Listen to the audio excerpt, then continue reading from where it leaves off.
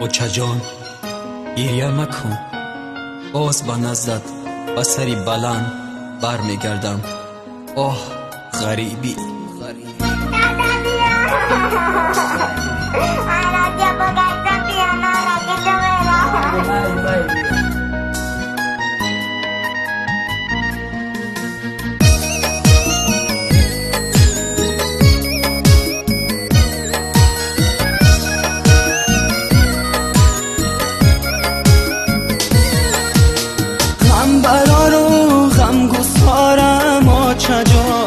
در غریبی خارزارم آچه جان، در غریبی خارزارم آچه جان. من در این دنیای پرشور و شرر، من در این دنیای پرشور و شرر، جز تو غم خاره ندارم آچه جان، جز تو غم خاره ندارم آچه جان.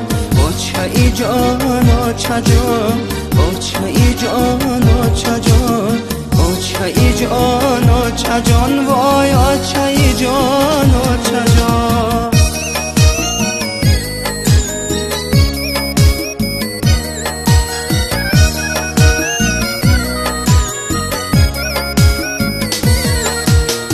از مرایم مونی سوغم خاری تو، مرهمی دردی دلی بیماری تو. سالها بودم چو در ملکی غریب، در رهی من چشم انتظاری تو، در رهی من چشم انتظاری تو، در رهی من چشم انتظاری تو. غم برار و غم گسارم آچه جان، در غریبی خارزارم آچه جان، در غریبی خارزارم آچه جان. من در این دنیای پرشور و شرر، من در این دنیای پرشور و شرر، جز تو غم خاره ندارم آچه جان، جز تو غم خاره ندارم آچه جان.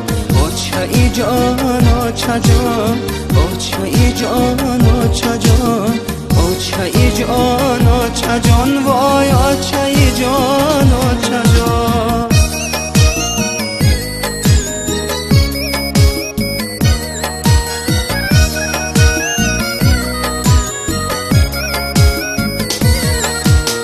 یادی دور طفلی و دامان تو، گیردی خانه جمع فرزندان تو.